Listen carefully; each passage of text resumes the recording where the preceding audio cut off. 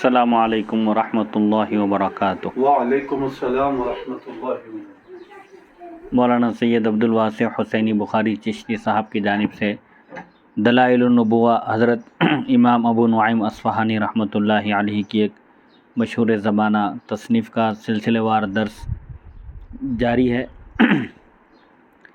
آج کی نشست کا عنوان ہے نجاشی کہتے ہیں اگر ایک رکاوٹ نہ ہوتی تو میں خود جا کر نعلین رسول کے بوسے لیتا، یعنی میں خود خدمت اقدس میں حاضر ہوتا اور اپنی نیاز مندی اور اپنی محبت کا اظہار کرتا۔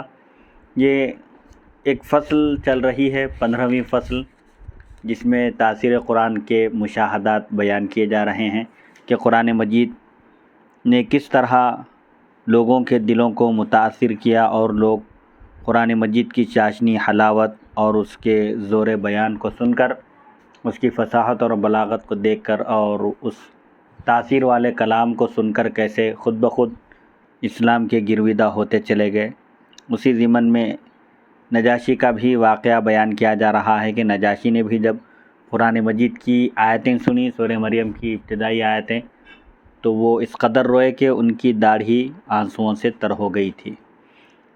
نمبر 159 ابو بردہ اپنے والد سے روایت کرتے ہیں کہ ہم نبی کریم صلی اللہ علیہ وسلم کے حکم کے مطابق حضرت جعفر بن ابی طالب کے ساتھ ہجرت کر کے حبشہ چلے گئے۔ قریش کو پتہ چلا تو انہوں نے عمرو بن عاص اور عمارہ بن ولید کو تحفے دے کر نجاشی کے پاس بھیجا۔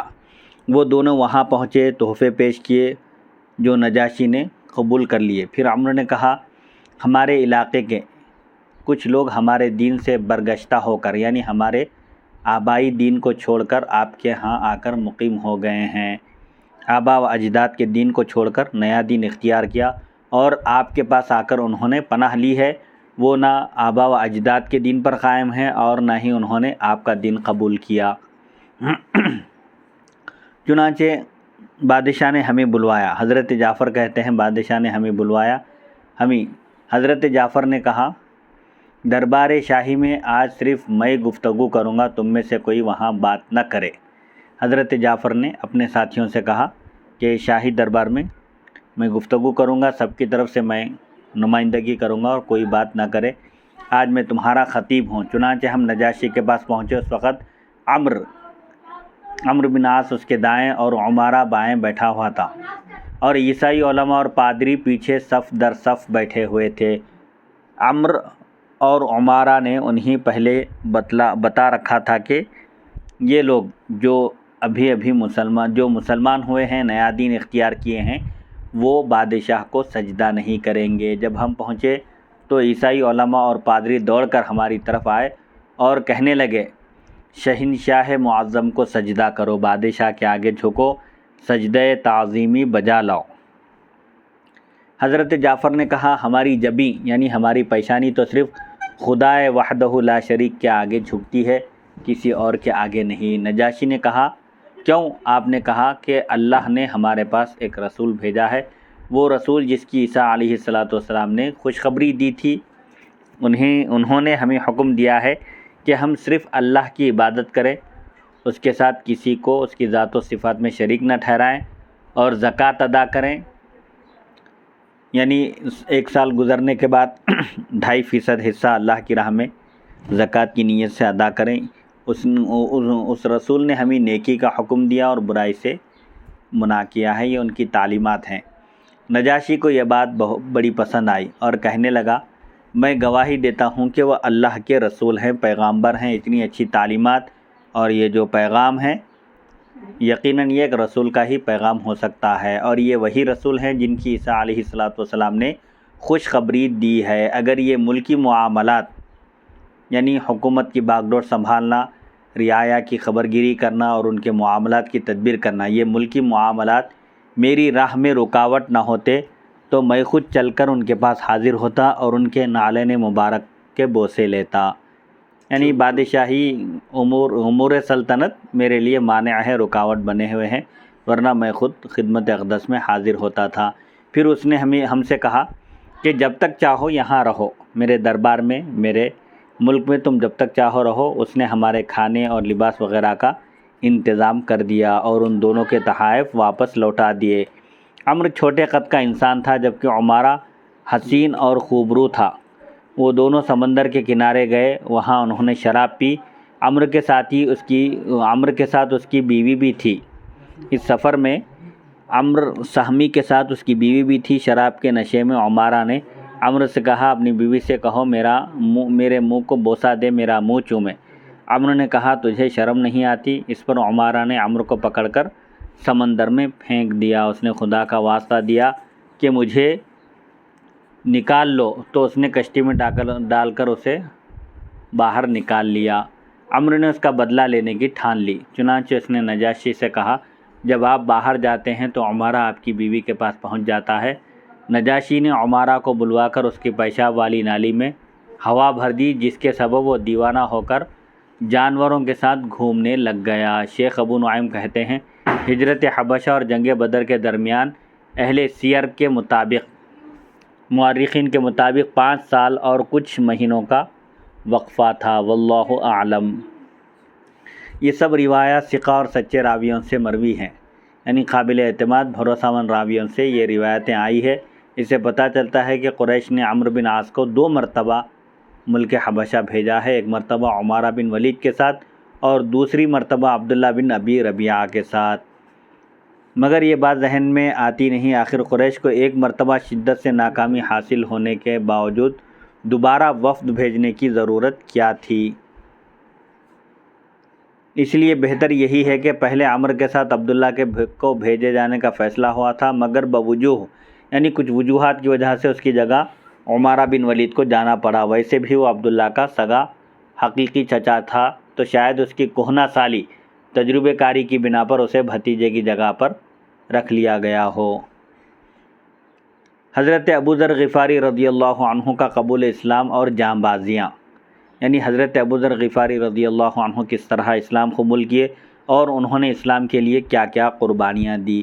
آپ کا نام جندب بن جنادہ ہے، 5ویں مسلمان ہیں، 5ویں نمبر پر آپ نے اسلام قبول کیا۔ مکے میں آپ نے اسلام لایا اور نبی کریم صلی اللہ علیہ وسلم کے حکم پر اپنی قوم میں تبلیغ کے لیے تشریف لے گئے، جیسا کہ زیر بحث حدیث میں مرقوم ہے۔ پھر غزوہ خندق کے بعد مدینہ منورہ میں دربار رسالت میں آپ صلی اللہ علیہ وسلم میں حاضر ہوئے۔ آپ کی وفات سن 32 ہجری میں خلافت عثمان غنی رضی اللہ عنہ کے دوران مقام زندہ پر ہوئی۔ آپ درویش منش آدمی تھے، یعنی صوفی منش تھے، اور فرماتے تھے کہ سب کچھ راہ خدا میں لٹا دینا چاہیے، اپنے پاس کچھ جمع کر کے رکھنا نہیں چاہیے۔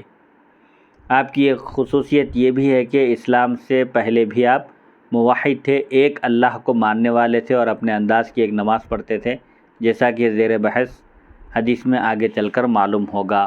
حضرت عبداللہ بن صامت روایت کرتے ہیں کہ یہ 190 نمبر ہے۔ حضرت عبداللہ بن صامت رضی اللہ عنہ روایت کرتے ہیں کہ ابو ذر غفاری رضی اللہ عنہ نے کہا، ہم اپنی قوم بنو غفار، قبیلے کا نام ہے، قبیلے بنو غفار سے نکل پڑے، کیونکہ وہ حرمت والے مہینوں میں بھی لڑا کرتے تھے۔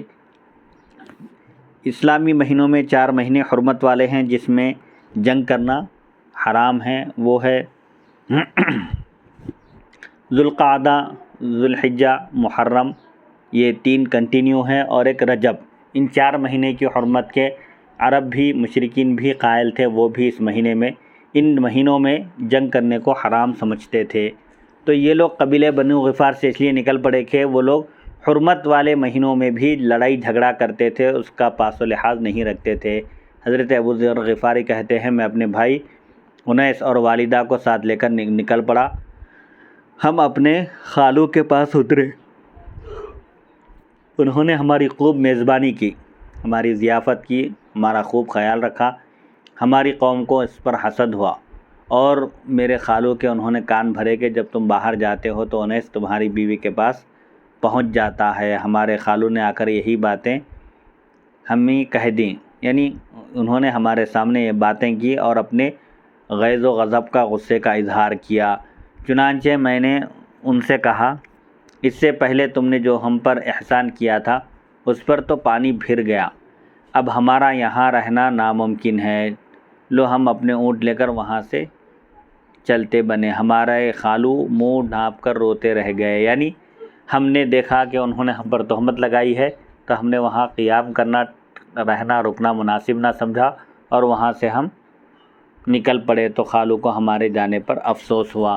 ہم مکہ مکرمہ کے باہر آ کر فروکش ہو گئے، یعنی مکہ مکرمہ سے باہر نکل کر آ کر آپ ایک جگہ قیام کیے اور اے چچا کے بیٹے، اس سے مراد عبداللہ بن صامت راوی حدیث ہے، میں نبی کریم صلی اللہ علیہ وسلم کی ملاقات سے پہلے بھی 3 سال تک نماز پڑھتا رہا ہوں۔ آپ کہتے ہیں ابو ذر غفاری حضرت عبداللہ بن صامت سے، تو حضرت عبداللہ بن صامت نے کہا، میں نے کہا کس لیے آپ نماز پڑھتے رہے، کس کے لیے؟ تو ابو ذر غفاری نے کہا اللہ کے لیے۔ میں نے پوچھا کس طرف رخ کر کے؟ کہنے لگے جدھر اللہ چاہتا میں رخ کر لیتا تھا، کیونکہ اس وقت تک ابھی نماز کے احکام اور قبلے وغیرہ کا بھی کوئی حکم نازل نہیں ہوا تھا، اس لیے حضرت ابو ذر غفاری کہتے ہیں کہ جس طرف اللہ چاہتا میں اس طرف رخ کرتا اور اللہ کے لیے نماز ادا کرتا تھا۔ ایک نماز رات میں پڑھتا تھا، پھر جب سحر نمودار ہوتی تو میں زمین پر خیمے کی طرح پڑا رہتا یہاں تک کہ سورج بلند ہو جاتا، مطلب اتنی دیر سجدے میں پڑا رہتا تھا۔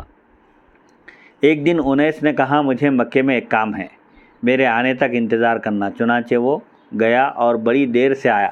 میں نے کہا دیر کیوں لگا دی؟ کہنے لگا میں مکے میں ایک شخص سے ملا ہوں، وہ بھی تمہارے والا دین رکھتا ہے، یعنی تم جیسا اللہ کو ایک مانتے ہو، نماز پڑھتے ہو۔ میں نے دیکھا کہ مکے میں بھی ایک شخص ہے جو نماز پڑھتا ہے، اللہ کی وحدانیت پر، اللہ کے ایک ہونے پر یقین رکھتا ہے اور سمجھتا ہے کہ اسے اللہ نے بھیجا ہے، یعنی وہ ان کا دعویٰ ہے کہ وہ اللہ کے پیغمبر ہیں، نبی ہیں۔ میں نے پوچھا لوگ ان کے متعلق کیا کہتے ہیں، لوگوں کا ان کے تعلق سے رویہ کیا ہے اور لوگ کیا کہتے ہیں ان کے بارے میں؟ تو انیس نے کہا کوئی شاعر کہتا ہے نعوذ باللہ من ذالک، کوئی کاہن یا جادوگر کہتا ہے نعوذ باللہ من ذالک۔ انیس خود بھی شاعر تھا، مگر کہنے لگا میں نے کاہنوں کی باتیں بھی سنی ہیں لیکن بخدا، یعنی خدا کی قسم ان کی گفتگو کاہنوں والی جیسی نہیں ہے، اور میں نے ان کے کلام کا کئی شعراء کے کلام کے ساتھ تقابل کر کے دیکھا، موازنہ کر کے دیکھا، ان کے کلام کو اور شعراء کے کلام کو میں نے ٹیلی کر کے دیکھا، مگر کوئی شاعر اسے شعر قرار نہیں دے سکتا، بخدا وہ سچا ہے اور قوم جھوٹی ہے۔ حضرت ابو ذر غفاری کے بھائی انیس کہنے لگے کہ لوگ ان کے بارے میں جو مختلف خیالات رکھتے ہیں وہ سب غلطی پر ہیں، کیونکہ میں نے کاہنوں کی باتیں بھی سنی لیکن ان کی بات میں کوئی کہانت نہیں پائی جاتی۔ اسی طرح شعراء کے کلام کو بھی میں نے دیکھا ہے، پرکھا ہے، شعراء کے کلام سے بھی ٹیلی کر کے دیکھا، لیکن آپ کا کلام شعر نہیں ہے، تو اس سے معلوم ہوا کہ وہ سچے ہیں اور ان کی قوم جھوٹ بول رہی ہے۔ میں نے کہا اب تم انتظار کرو، میں جاتا ہوں اور دیکھتا ہوں، یعنی انیس کو ٹھہرا کر کے حضرت ابو ذر غفاری مکے کو گئے۔ اس نے کہا ٹھیک ہے، مگر اہل مکہ سے بچ کر رہنا، کیونکہ وہ ان کے دشمن ہیں اور ان سے بدسلوکی کرتے ہیں۔ چنانچہ میں مکہ مکرمہ میں ایک شخص سے ملا، اس سے پوچھا وہ آدمی کہاں ہے جسے تم صابی یعنی نئے دین والا کہتے ہو؟ اس نے میری طرف اشارہ کرتے ہوئے کہا تم بھی صابی ہو، بس اتنے میں ہی لوگ ڈھیلوں اور ہڈیوں سے مجھ پر پل پڑے، یعنی مجھ پر ٹوٹ پڑے اور مار مار کر بے ہوش کر کے پھینک دیے۔ جب مجھے ہوش آیا تو میں نے دیکھا میری حالت اس لکڑی جیسی تھی جس پر گوشت بنایا جاتا ہے، یعنی انہوں نے مار کر میری حالت بری کر دی تھی، مجھے ادھمرا کر دیا تھا۔ میں زمزم پر آیا، زمزم کے کنویں کے پاس آیا، پانی پیا اور خود سے خون دھویا، یعنی لوگوں کے مارنے، ڈھیلوں اور پتھروں سے مارنے کی وجہ سے جسم جو زخمی ہو گیا تھا، خون نکل رہا تھا، میں نے خون کو صاف کیا، زمزم پیا۔ اور اے بھتیجے، عبداللہ بن صامت سے کہتے ہیں ابو ذر غفاری، میں حرم میں مسلسل 30 دن رہا، یعنی 1 مہینہ رہے آپ حرم میں۔ آب زمزم کے علاوہ میرے پاس کھانے پینے کے لیے کچھ نہ تھا۔ 1 مہینے تک آپ صرف زمزم کا پانی پی کر رہے، مگر زمزم کی برکت سے میں موٹا ہو گیا، میرے پیٹ کی سلوٹیں ختم ہو گئی اور بھوک کا احساس تک نہ رہا۔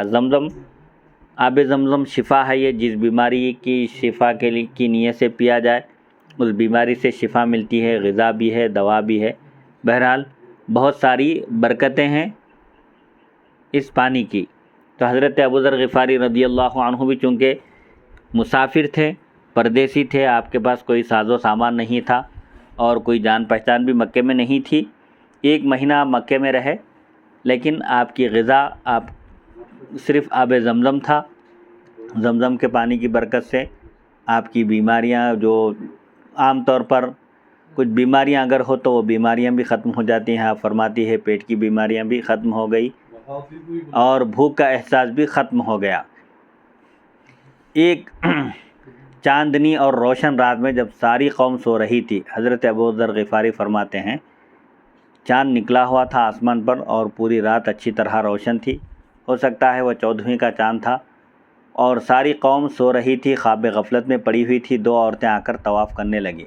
پھر وہ میرے پاس آئیں. وہ اساف اور نائلہ کو پکار رہی تھی. اساف اور نائلہ یہ 2 بت تھے، حرم کعبہ میں نصب کیے ہوئے تھے لگے ہوئے. نائلہ عورت کا بت تھا اور اساف مرد کا، جس کا آلۂ تناسل تنا ہوا تھا، یعنی جس کی شرمگاہ ابھری ہوئی تھی. کفار مکہ کی یہ بے شرمی تھی جو اس طرح کے بت بنا کر انہوں نے رکھے تھے. تو وہ 2 عورتیں طواف کر کے اساف اور نائلہ کو پکار رہی تھیں. میں نے کہا ان دونوں نے باہم نکاح کیا ہے؟ میں نے پوچھا اساف اور نائلہ کیا ان دونوں کا باہم آپس میں نکاح ہوا ہے؟ مگر وہ عورتیں میری بات کا کوئی نوٹس لیے بغیر ان کی پوجا پاٹ میں مصروف رہیں. یعنی ان دونوں عورتوں نے میری بات پر کوئی توجہ نہیں دی اور اساف اور نائلہ جو عرب کے 2 بت تھے حرم کعبہ میں نصب تھے، ان کی پوجا نصب یعنی رکھے ہوئے تھے، ان کی پوجا کی. میں نے کہا اساف کا آلۂ تناسل تو لکڑی کی طرح سخت ہے. اساف یہ مرد بت تھا. البتہ میں اشارتاً کنایتاً نہیں کرتا، یعنی میں بات اشاروں میں اور کنایوں میں نہیں کرتا، صاف ستھری اور سیدھی سیدھی بات کہتا ہوں. اب وہ شور مچاتی ہوئی دوڑ پڑی اور کہنے لگی اگر ہمارے خاندان والے موجود ہوتے تو تجھے اس گستاخی کا مزہ چکھاتے. یہ بات کہنے سے ابو ذر غفاری رضی اللہ عنہ کا مقصد بھی یہی تھا کہ ان عورتوں کو یہاں سے بھگایا جائے، کیونکہ ان کی بت پرستی آپ پر گراں دشوار گزر رہی تھی، ورنہ آپ جیسا غیور مرد قلندر ایسی بات اور وہ بھی عورتوں سے کب کہتا ہے. یعنی آپ بھی چونکہ اسلام قبول کرنے سے پہلے بھی موحد تھے، اللہ کو ایک مانتے تھے اور بتوں سے، ان کی عبادت سے آپ کو نفرت تھی. آگے سے ان دونوں عورتوں کو نبی کریم صلی اللہ علیہ وسلم اور ابو بکر صدیق رضی اللہ عنہ مل گئے جو پہاڑ سے اتر رہے تھے. آپ نے ان عورتوں سے پوچھا کیا بات ہے، تمہیں کیا ہو گیا ہے، تم جو دوڑ کر آ رہی ہو؟ کہنے لگی کعبہ اور اس کے پردوں کے درمیان ایک صابی ہے، یعنی ایک نئے دین والا ہے. صبا یصبع کے معنی دین بدل دینا. تو عرب بھی مسلمانوں کو صابی کہتے تھے. ان لوگوں نے اپنے آبا و اجداد کا اپنا آبائی دین چھوڑ کر ایک نیا دین اختیار کر لیا، تو صابی کہتے تھے اس کو. آپ نے پوچھا اس نے تمہیں کیا کہا ہے، یعنی تم دونوں گھبرائی ہوئی معلوم ہو رہی ہے، کیا بات ہے؟ تو ان دونوں عورتوں نے کہا کہ کعبے کے پردوں کے درمیان ایک صابی ہے حرم کعبہ میں، اس سے ہمیں خوف ہے. تو آپ نے پوچھا اس نے تمہیں کچھ کہا ہے جس پر تم پر اس کا صابی ہونا ظاہر ہوا؟ تم کو کیسے معلوم ہے کہ وہ شخص صابی ہے، یعنی مسلمان ہے؟ چونکہ کفار مسلمان کو صابی کہتے تھے. پرانا دین چھوڑ کر انہوں نے ایک نیا دین اختیار کیا. تو وہ عورتیں کہنے لگی اس نے ایسی بات کہی ہے جو منہ سے ادا نہیں کی جا سکتی. یعنی جو اساف اور نائلہ جو 2 بت تھے نا، ان 2 بتوں کے بارے میں انہوں نے جو بات کہی ہے وہ شرم و حیا کی وجہ سے ہم ادا نہیں کر سکتے ان کلمات کو. چنانچہ نبی کریم صلی اللہ علیہ وسلم اپنے ساتھی سمیت مسجد میں تشریف لائے، حجر اسود کو بوسہ دیا اور محو طواف ہو گئے، یعنی طواف خانہ کعبہ میں مصروف ہو گئے. پھر جب آپ نماز سے فارغ ہوئے تو میں آپ کے پاس آیا. ابو ذر غفاری کہتے ہیں جب حضور پاک علیہ الصلوۃ والسلام نماز ادا کرنے سے فارغ ہوئے تو میں آپ کی خدمت میں حاضر ہوا اور میں پہلا شخص تھا جس نے آپ کو اسلام والاسلام کہا. آپ نے جواب دیا، یعنی السلام والسلام کہا، سلام کرنے والا میں پہلا شخص تھا. آپ نے جواب میں کہا وعلیکہ ورحمۃ اللہ. سلام کا جواب دینے کے بعد آپ نے پوچھا تم کس قبیلے سے تعلق رکھتے ہو؟ میں نے کہا غفار سے، قبیلہ غفار سے میرا تعلق ہے. آپ نے اپنا ہاتھ پیشانی پر رکھ لیا. میں نے دل میں کہا شاید انہیں میرا غفار سے ہونا پسند نہیں آیا، شاید انہیں ناگوار معلوم ہوا. میں نے آپ کا دست مبارک پکڑنا چاہا تو آپ کے ساتھی ابو بکر صدیق نے میرا ہاتھ جھٹک دیا، کیونکہ وہ آپ کی اس ادا کو مجھ سے بہتر سمجھتے تھے. یعنی حضور پاک علیہ الصلوۃ والسلام نے جب ان کے قبیلے کا نام سنا تو اپنی پیشانی پر آپ نے ہاتھ رکھا، تو اس کا کیا مطلب ہے؟ ابو بکر صدیق چونکہ آپ کے ساتھ تھے، آپ کے ساتھ رہے، تو وہ بہتر جانتے ہیں کہ یہ آپ کی صدا کا کیا مطلب ہے۔ پھر آپ نے مجھ سے کہا تم یہاں کتنے دن سے ہو؟ میں نے عرض کیا 30 دن اور 30 رات سے۔ فرمانے لگے تمہیں کھانا کون کھلاتا تھا؟ میں نے کہا میرے پاس تو صرف آب زمزم کی خوراک تھی، کھانا پانی کچھ بھی نہیں، میں یہاں پردیسی ہوں، یہاں کوئی میری جان پہچان نہیں ہے، 30 دن اور 30 رات سے میں زمزم پی کر رہ رہا ہوں، جس سے میں موٹا تازہ ہو گیا ہوں، پیٹ کے شکن تک ختم ہو گئے ہیں، یعنی جو چربی وغیرہ تھی وہ پگھل گئی، اور آب زمزم کی برکت سے میں فربا موٹا بھی ہو گیا ہوں، کوئی نقاہت کمزوری نہیں ہے، اور بھوک کا احساس بھی نہیں رہا، پانی پیتے ہی میں جی رہا ہوں، زندگی گزار رہا ہوں۔ تو آپ نے فرمایا یہ تو بڑی برکت والا پانی ہے اور ایک مکمل غذا ہے۔ آب زمزم جو حضرت اسماعیل علیہ السلام کے قدم مبارکیں رگڑنے سے زمین پر وہ چشمہ جاری ہوا تھا، اور وہ اب تک جاری ہے، اور زمزم کا پانی ہر مرض سے شفا ہے، جس نیت سے پیا جائے وہ اس مقصد میں کامیابی حاصل ہوتی ہے۔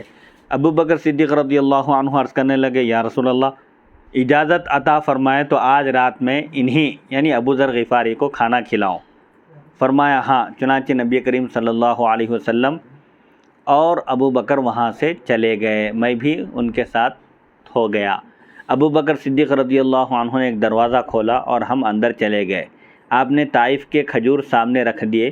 مکہ مکرمہ میں یہ میرا پہلا کھانا تھا، میں نے بقدر ضرورت کھایا۔ یہ اس میں ادب بھی ہے کہ ایک صحابی 1 مہینے تک صرف زمزم پی کر زندگی گزارتے رہے، جب ان کے سامنے عمدہ قسم کے کھجور پیش کیے گئے تو انہوں نے اس میں بھی صرف بقدر ضرورت اس کو استعمال کیا، ضرورت سے زیادہ نہیں کھائے۔ پھر نبی کریم صلی اللہ علیہ وسلم سے دوبارہ میری ملاقات ہوئی تو آپ نے فرمایا ایک ارض نخلستان کو ہجرت کرنے والا ہوں، یعنی آپ صلی اللہ علیہ وسلم نے فرمایا کہ میں کھجوروں کے درختوں والی سرزمین کی طرف جانے والا ہوں، میرے خیال میں وہ یثرب ہے۔ مدینہ منورہ میں کا پہلے نام یثرب تھا، یعنی وباؤں اور بیماریوں کی جگہ۔ حضور پاک علیہ السلام کے قدم مبارک کی برکت سے اس کا نام طیبہ ہو گیا، پاکیزہ اور برکت والا مقام ہو گیا۔ تو حضور پاک علیہ السلام نے حضرت ابو ذر غفاری کو بتایا کہ میں کھجوروں کے درختوں والی سرزمین کی طرف ہجرت کر کے جانے والا ہوں، کیا تم میری طرف سے اپنی قوم کو دعوت حق دو گے؟ شاید انہیں اللہ تعالیٰ تمہاری وجہ سے ہدایت دے دے اور تمہیں ان کے ایمان کا بھی اجر مل جائے۔ میں تو مدینے جا رہا ہوں، کیا تم اپنے قبیلے میں اسلام کی دعوت دے سکتے ہو؟ اگر اللہ تعالیٰ تمہاری بدولت ان کو ہدایت دے دے، ہدایت سے سرفراز کر دے، تو ان کی ہدایت کا بھی اجر و ثواب تم کو ملے گا اور ان کے اجر و ثواب میں کوئی کمی نہیں ہوگی۔ چنانچہ میں واپس گیا۔ حضور پاک علیہ السلام کے حکم کی تعمیل میں آپ کیا کیے؟ اپنے وطن واپس گئے، اپنے بھائی انیس سے ملے۔ اس نے کہا تم اتنے دن کیا کرتے رہے؟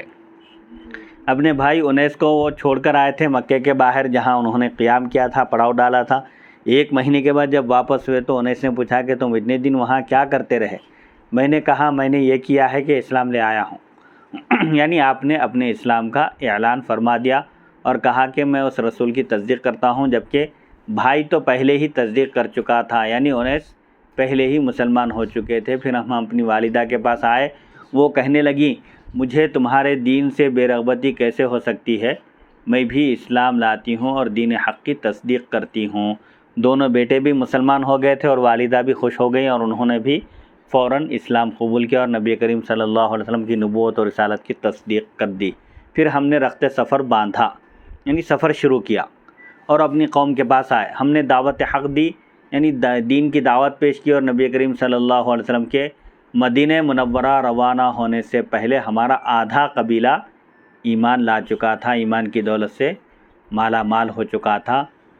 ایما بن رحزہ ان کا امام نماز تھا، وہ ان کا سردار بھی تھا۔ ایک شخص کو نماز کے لیے مقرر کر دیے، چونکہ وہ ان کے سردار بھی تھے اس لیے ان کو امام بھی بنا دیا گیا۔ باقی لوگوں نے کہا جب نبی کریم صلی اللہ علیہ وسلم مدینہ طیبہ آئیں گے ہم بھی ایمان لے آئیں گے۔ چنانچہ جب آپ صلی اللہ علیہ وسلم ہجرت کر کے مکے سے مدینہ منورہ تشریف لائے تو وہ لوگ بھی داخل اسلام ہو گئے۔ جو لوگ بچے ہوئے تھے، اسلام قبول نہیں کیے تھے، حضور پاک علیہ السلام کی جب مدینہ آمد ہوئی تو وہ بھی حلقہ بگوش اسلام ہو گئے یعنی مسلمان ہو گئے۔ پھر بنو اسلم بھی آپ کے پاس حاضر ہوئے، کہنے لگے ہم بھی ویسے ہی ایمان لاتے ہیں جیسے ہمارے غفاری بھائیوں نے اسلام قبول کیا ہے۔ قبیلہ غفار کے لوگوں نے جس طرح اسلام قبول کیا ہے، قبیلہ بنو اسلم بھی اسی طرح اسلام قبول کرتے ہیں، چنانچہ وہ بھی اسلام لے آئے۔ نبی کریم صلی اللہ علیہ وسلم نے تفاعل خیر کہتے ہیں عربی کے الفاظ سے ان کے لیے دعائیہ کلمات کا ادا کرنا، جیسے آپ نے فرمایا غفار غفر اللہ لہا و اسلم اسلم سالمہ اللہ، اللہ بنو غفار کی مغفرت کرے۔ قبیلہ غفار، غفارہ کے معنی میٹنا، بخشنا، مغفرت کرنا، تو غفار اس قبیلے کا نام ہی ایسا ہے کہ اللہ اس کی مغفرت کرے، کہ غفار کا لفظ غفرن سے ماخوذ ہے، غفارہ یغفر بخشنا، اللہ تعالیٰ اس کی مغفرت کرے۔ اور اسلم یہ سلامتی سے ہے، بنو اسلم کو اللہ سلامت رکھے۔ ابن عباس رضی اللہ عنہما کی روایت ہے کہ اسلام لانے کے بعد ابو ذر غفاری رضی اللہ عنہ کفار کے پاس آئے اور بلند آواز سے کہا اشہد ان لا الہ الا اللہ و اشہد ان محمد عبدہ و رسولہ۔ مشرکین نے یہ سن کر کہا صبا الرجل، یہ شخص بے دین ہو گیا، نعوذ باللہ من ذالک، یعنی آبا و اجداد کا دین چھوڑ دیا اور ایک نئے دین کو قبول کر لیا، اور انہوں نے آپ کو اتنا مارا کہ آپ بے ہوش ہو کر گر پڑے۔ یہ کفار کی عادت تھی کہ جو بھی مسلمان ہوتے ان کو اذیت دیتے، تکلیف دیتے، ان کے ساتھ بہت برا سلوک کرتے تاکہ وہ دین اسلام چھوڑ دیں۔ تو اسی طرح انہوں نے ابو ذر غفاری رضی اللہ عنہ کا بھی جب انہوں نے علانیہ اعلان کیا اور پورے کفار کے سامنے کلمہ پڑھا تو وہ لوگ یہ کہہ کر ماننے لگے کہ یہ شخص بے دین ہو گیا، اپنے پرانے دین سے ہٹ گیا ہے۔ عباس بن عبد المطلب وہاں سے گزرے تو جھک کر انہیں دیکھا، حضور کے چچا حضرت عباس وہاں سے جا رہے تھے، انہوں نے دیکھا جھک کر کہ یہ لوگ کس کو مار رہے ہیں۔ جب دیکھا ابو ذر غفاری کو تو کہا اے گروہ قریش، اے قریش کی جماعت، تم تجارت پیشہ ہو، تمہاری کوئی نوکری وکری نہیں ہے، تم تجارت کرتے ہو، بزنس کرتے ہو، اور بنو غفار تمہارے راستے میں رہتے ہیں، تم جہاں سے گزرتے ہو قبیلے بنو غفار وہاں آباد ہے، تم یہ چاہتے ہو کہ تمہاری تجارت کا راستہ بند ہو جائے۔ اگر قبیلے غفار کو اگر معلوم ہو جائے کہ تم نے ان کے قبیلے کے ایک معزز شخص کو مارا ہے تو ظاہر بات ہے وہ لوگ تم کو وہاں سے اپنے راستے سے گزرنے نہیں دیں گے، جس کے نتیجے میں تمہاری تجارت بند ہو جائے گی۔ چنانچہ کفار نے یہ سن کر انہیں چھوڑ دیا۔ دوسرے دن پھر انہوں نے اسی طرح زور سے کلمہ پڑھا، قریش نے پھر مارنا شروع کر دیا۔ حضرت عباس وہاں سے گزرے تو انہیں منع کیا، جس پر انہوں نے چھوڑ دیا۔ یہ قرآن مجید کی تاثیر ہے۔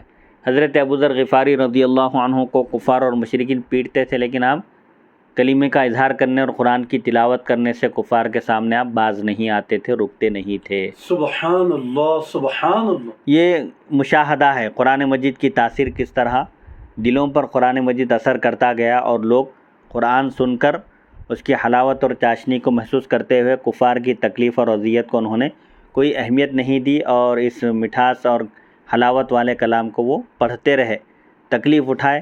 جیسا کہ حضرت بلال رضی اللہ عنہ کے بارے میں بھی ایک شعر ہے نا، ظلم پر ظلم سہ کر یہ بولے بلال، ظالموں یہ غلط ہے تمہارا خیال، دامن مصطفیٰ ہاتھ سے چھوڑ دیں، اتنا کمزور ایمان ہمارا نہیں۔ یعنی حضرت بلال رضی اللہ عنہ کو بھی بہت تکلیف دی گئی، عرب کی تپتی ہوئی ریت پر ان کو بغیر کپڑوں کے لٹایا گیا اور ان پر وزنی پتھر رکھا گیا، ان کو مکے میں گھمایا گیا، تکلیف دی گئی، لیکن وہ تکلیف سہتے ہوئے ہمیشہ احد احد ہی کہتے تھے، یعنی اللہ کی وحدانیت کا اقرار کرتے تھے اور کہتے تھے کہ اللہ ایک ہے۔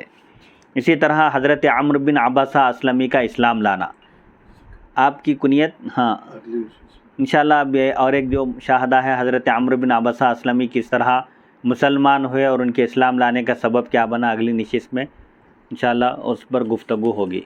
وہ واقعہ نمبر 191۔